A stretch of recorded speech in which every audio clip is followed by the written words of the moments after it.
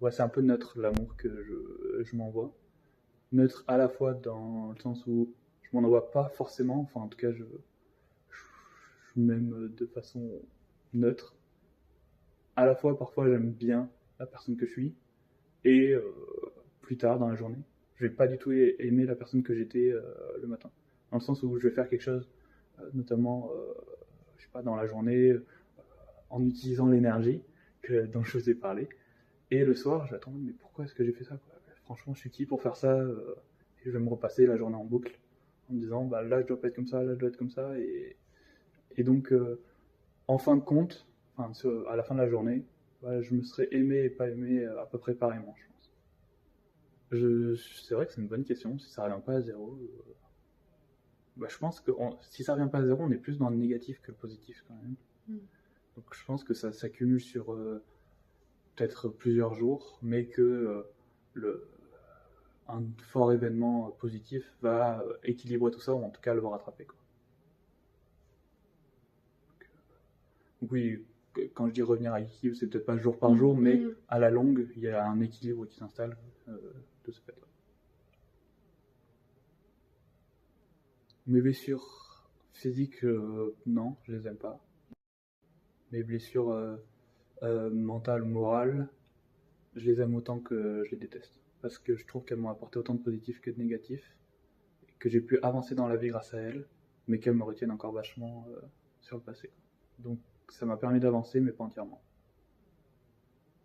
Et ça pourrait m'aider ça pourrait m'aider à avancer encore plus si, si j'arrivais à enlever cet équilibre justement, à passer tout dans le positif. À part à la psy quand j'allais la voir. Et encore, en fait, au plus, enfin, j'ai l'impression de, quand je vais la voir, lui parler quoi, de 70-75% de ce dont j'ai envie de lui parler. Et qu'à chaque fois, je me dis, bah, t'as trouvé une solution pour ça, ça va combler ça aussi. Non. Des années après, je me dis, ah bah non, c'est toujours là. Mais, ouais, comme je disais, j'aurais dû, je pense, faire un travail là, ouais, ces dernières années pour justement combler un peu tout ce qui est resté sous le tapis. Ouais. Ça déborde de quelques côtés, mais pas de tous les côtés du tapis. Donc, mais je pense que là, ça va aider à en enlever et que ça va permettre de nouvelles réflexions pour remettre des choses sous le tapis. C'est rare que, c'est jamais, que j'arrive à en parler avec des gens dans un cadre aussi positif, aussi calme. Donc, je suis très content. Est-ce que tu aimerais que ça arrive plus souvent dans ton quotidien? Je pense, ouais. Et pas forcément en ayant besoin d'avoir un psy. Ouais. Avec quelqu'un de confiance, quoi.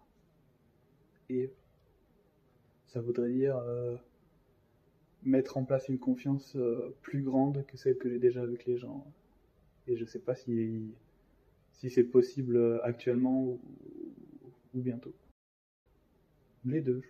Je pense que les personnes avec qui je suis très proche, j'ai pas forcément envie de leur communiquer ces choses-là parce que ben, la vision que j'ai de ces personnes fait que c'est pas des choses, ou en tout cas c'est pas des gens avec qui j'en discuterai parce qu'on n'a pas les mêmes visions de la vie, on n'a pas les mêmes centres d'intérêt, donc ben, la discussion, la discussion serait pas forcément, me serait pas très utile. Et les personnes avec qui je pourrais en parler, je pense qu'on est trop loin niveau confiance pour pouvoir le faire. Si chaque semaine on était obligé de le faire, tout le monde se libérerait d'une quelconque manière, mais comme c'est pas obligé par quelqu'un ou quelque chose, on se dit bon, si c'est pas obligé, c'est que je dois être tout seul ou on doit être peu à penser ou à avoir besoin de parler. Donc si on n'est pas beaucoup, autant pas le faire, quoi. Je pense que si on nous imposait de parler, sous la torture, hein, juste dans un moment comme ça, bah, je pense que ouais, tout le monde parlerait à cœur ouvert, quoi. Pas parler de la blessure, mais parler d'autre chose, ça peut aussi régler soit d'autres problèmes, soit aider à aller mieux sans forcément en parler, quoi. C'est un moment où je serais vulnérable, c'est sûr. Pour rebondir là-dessus, est-ce que j'ai envie d'un moment où je suis vulnérable, où je me montre vulnérable aux autres? C'est que c'est pas forcément agréable et quelque chose dont j'ai envie, ouais. En tout cas avec les personnes qui me sont proches actuellement.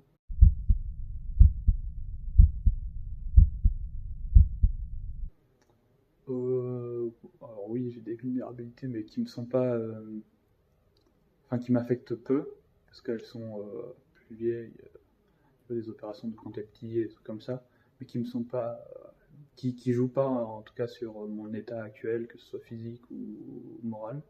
Par contre, il y a des blessures plus récentes, euh, notamment mon genou en troisième année, qui font que ça m'a un peu dégoûté de faire du sport ou de faire une activité dehors. Donc je me mets à plus faire de sport alors que j'aime beaucoup ça. Et ouais, ça joue sur mon physique, quoi. Ça fait que du coup je mange parce que j'aime manger, mais je me dépense pas derrière.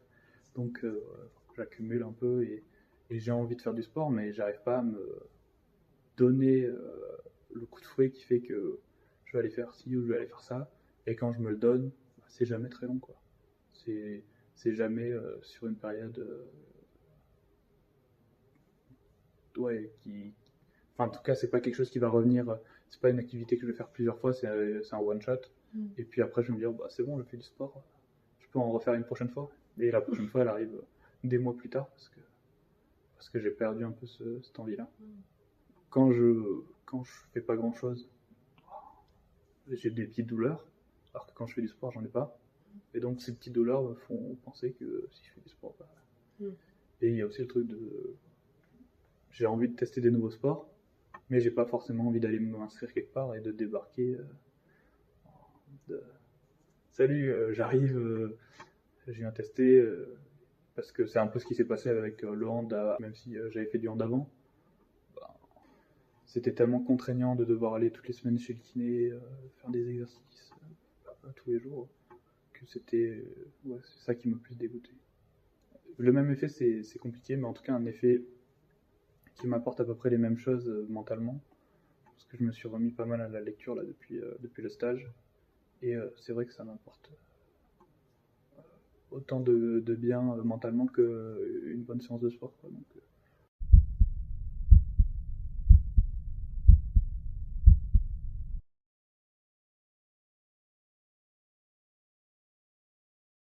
c'est vrai que je me pose souvent la question, parce que c'est une des premières questions que m'a posé la psy quand je suis allé la voir.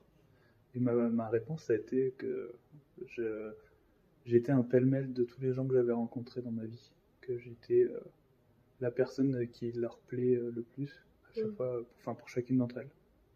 Donc je pense que pendant longtemps ça a été ça, et ça l'est encore assez régulièrement, mais c'est plus des questionnements de l'identité sur ce côté, enfin ce côté-là de l'identité en tout cas que sur d'autres. Mais ouais, j'ai du mal à me définir en tant que tel. En tant qu'animal, il y en a deux déjà, soit l'orque, soit le bison. En même temps, parce que les deux, c'est des mammifères qui ont besoin de vivre en groupe, et en même temps qui sont très seuls. Et il y a un côté de l'orque où il y a comment dire, un besoin de la nature qui soit très intelligent, qui s'adapte dans toutes les situations et qui réfléchisse assez vite justement pour s'adapter et pour pouvoir évoluer au mieux dans chacun des environnements dans lesquels il est. Et le bison, en même temps, il y a quelque chose de très lent, de très terre à terre, et de très besoin d'appartenir à un groupe, mais de faire sa marche tout seul, quoi. Je pense que j'essaye de me donner un air robuste, mais que je le suis peu. Et que le moindre coup de vent peut faire que je vais pas forcément montrer que je perds l'équilibre, mais je le perds beaucoup. Je pense que ils me correspondent parce que depuis petit, ça a été les animaux qui m'ont, en tout cas, comment dire, dans lesquels je me suis plus reconnu. Et et qui m'ont le plus intéressé, et donc qui ont toujours attisé chez moi une curiosité et un peu une. En tout cas, ça m'aide comment dire, à rationaliser sur plein de choses de la vie, de faire des blagues sur soi-même. Et en même temps, quand on me dit quelque chose ou quoi, qui est pas forcément en phase avec moi-même, je sens que ça me touche au plus profond, et donc que ça vient titiller un ego qui est quelque part, et donc qui me gêne. C'est un peu... Enfin, concrètement, ça me gêne un peu d'avoir de l'ego. Alors, en fait, plus que je le définis, je le visualise vraiment comme une boule quelque part en nous, une boule bleue un peu luminescente, qui apparaît et qui se déplace en nous en fonction des situations, et qui fait que on a besoin de se sentir meilleur, ou en tout cas on a besoin de se sentir plus fort qu'autre. Je pense que c'est aussi le fait de... Si t'es pas comme les autres, c'est que t'es différent. Donc si t'es différent, tu dois pas forcément être avec les autres. Tu dois être à part. Donc c'est encore une forme de peur d'être mis à l'écart.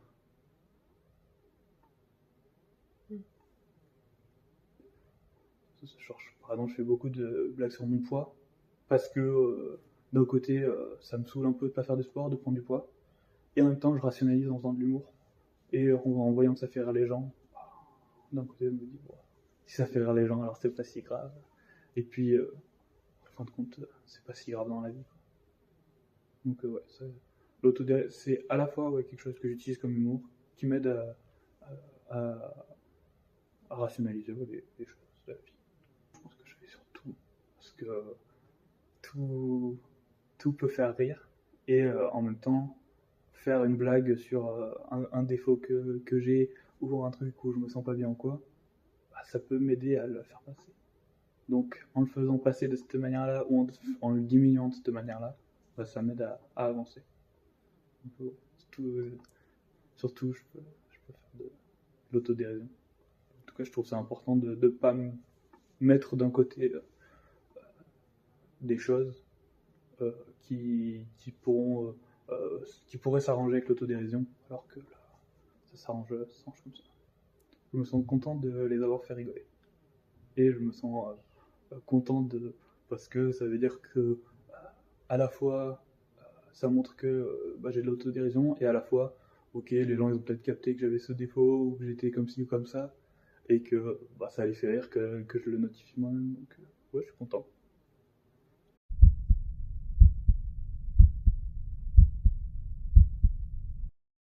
J'ai beaucoup aimé. En fait, je pense que, en ayant réfléchi, ça m'arrive, je pense que vraiment ce qui m'a plu, c'est le sentiment amoureux, quoi. C'est pas forcément la personne avec qui j'étais, même si j'aime beaucoup ses qualités, mais ce qui m'a le plus plu, c'est vraiment les sentiments. Et le fait d'être amoureux. Je pense que quand je l'ai été, je me sentais plus fort, là où maintenant, je me sens plus vulnérable, et du coup, ça me fait peur d'être à nouveau fort comme ça. Donc, j'ai pas forcément envie de perdre la vulnérabilité et en fait, le fait de plus avoir été amoureuse, j'ai l'impression que ça m'a ouvert plein de façons de ressentir le monde dans lequel j'étais, les émotions qui me traversent. Ça m'a permis de réfléchir sur tout un tas de choses auxquelles je réfléchissais pas avant. Et j'ai peur de soit les perdre, ces choses-là, soit si je retombe amoureux et que ça se refinit, que ce soit pire que ce que c'était avant. Je trouve que j'ai tellement ressenti d'émotions en même temps, tellement, en tout cas, tellement reçu de choses différentes que je ne sais pas forcément expliquer, que j'ai peur que ce soit plus fort que la dernière fois et que ça m'affecte encore plus. Je recherche pas forcément, quasiment pas. En fait, je pense que ça va vraiment m'aider à, si je retombe amoureux un jour, à sortir soit d'une routine, soit de quelque chose qui est permanent chez moi actuellement et qui me bloque un peu sur plein d'aspects de ma vie. Et en même temps, je suis plus dans une optique d'attendre, ouais, attendre que le destin me mette cette personne sur mon chemin, quoi. Plus que de faire les recherches moi-même, de, j'ai pas d'envie particulière à être amoureux. J'attends plus que l'amour arrive, quoi. Voilà. Ouais, c'est pas une recherche comme plein de gens qui ont besoin soit d'être amoureux, soit d'avoir une relation. Alors, au contraire, en fait, je pense que j'ai tellement pensé que ma première relation amoureuse était un peu la relation de ma vie que j'ai pas envie de me tromper la prochaine fois.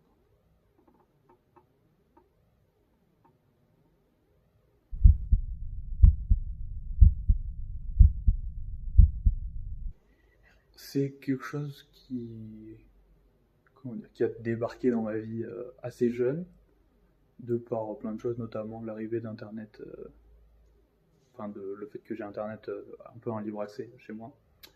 Et après, c'est arrivé lorsque j'étais en couple. Mais depuis que je suis que j'ai plus de relations amoureuses, je ressens pas le besoin d'avoir une sexualité, en tout cas d'avoir des relations avec quelqu'un. Au contraire, je pense que, comme je le disais avant, moi ce qui me plaît vraiment, comme c'est les sentiments. Comme j'ai pas de sentiments envers les gens, j'ai pas d'envie particulière. Donc c'est un peu platonique, mais moi ça me convient. Donc comme je suis en accord avec ça, voilà. Oui, forcément.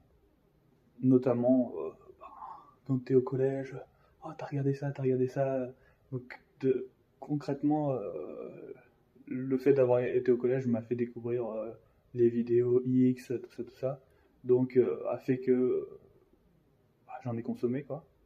Mais après, une fois que j'étais que j'avais une relation amoureuse et que j'avais une sexualité, j'ai pas ressenti de pression sociale justement parce que je pense que je réfléchissais à à ce qui était mauvais dans la pression sociale et ce que je devais éviter, comment dire, d'imposer ou de faire. J'en parle absolument pas avec mes parents et mon frère ou avec des gens de la famille, mais non, en général, non, je pense pas.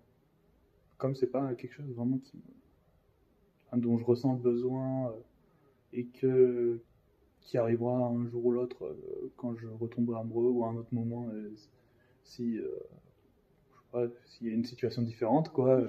Je peux pas prévoir l'avenir, mais non, je me sens pas forcément vulnérable là-dessus. En fait, comme le moment où ça a vraiment débarqué, j'étais au lycée et que j'avais des amis avec qui on en parlait beaucoup, ça m'a un peu. Enfin, le tabou dessus a un peu été enlevé, quoi. En tout cas, dans le cercle amical. C'était surtout avec des potes filles. Donc, c'était plus facile d'en parler avec des potes filles qu'avec des gars. Parce que, en tout cas, les potes gars que j'avais étaient moins ouverts à parler de ça. Mais du coup, ça m'a fait comprendre plein de choses différentes, quoi. Et puis, avoir d'autres visions que celles qui imposaient justement par la société. Donc, ouais, je suis plutôt content de ça.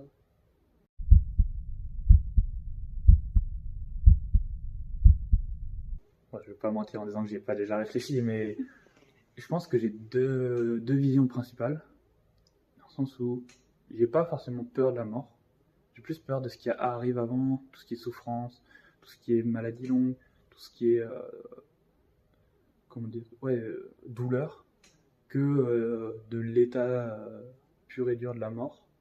Et dans cet état-là, à la fois je suis conscient que après la vie, il n'y a pas forcément quelque chose, et en même temps ma foi se bat un peu avec cette idée-là, en disant si il y a forcément un paradis, il n'est pas forcément comme on l'imagine dans les nuages avec plein de gens, mais il est peut-être autrement, il est peut-être par une je sais pas, des ressentis plus que des, autre façon de vivre, mais ça me fait pas peur, mais j'ai pas envie de créer, enfin j'ai pas envie de, comment dire, j'ai pas peur de la mort, mais j'ai peur de tout ce que ça crée autour.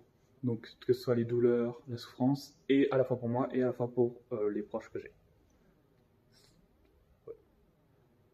C'est ce qui me fait plus peur, c'est de faire souffrir les autres que ce que moi je pourrais souffrir. Je serais content de ma vie parce que ça fait plusieurs années que je fais en sorte de me poser fréquemment la question de si je meurs là, bah, j'aurais vécu, je suis content de ce que j'ai vécu. J'ai vécu à la fois des moments très heureux, des moments malheureux, mais j'ai vécu dans un confort assez quotidien. J'ai pas subi de choses horribles comme plein d'autres personnes peuvent en souffrir. J'ai ouais, ce qui me comment dire, ce qui m'ennuiera le plus, en tout cas pour pas de folie, mais c'est vraiment que la souffrance que ça va apporter aux autres, quoi. Notamment parce que je viens d'un milieu plutôt campagnard et bah, c'est assez fréquent que des jeunes de notre âge meurent dans des accidents et même des gens qu'on connaît, quoi. Donc c'est plus ça. Super. J'ai beaucoup aimé l'exercice. Et puis, ouais, merci aussi du cadre que vous mettez, quoi. C'est vraiment calme. On a envie de parler, on est bien. Ouais, merci pour ça.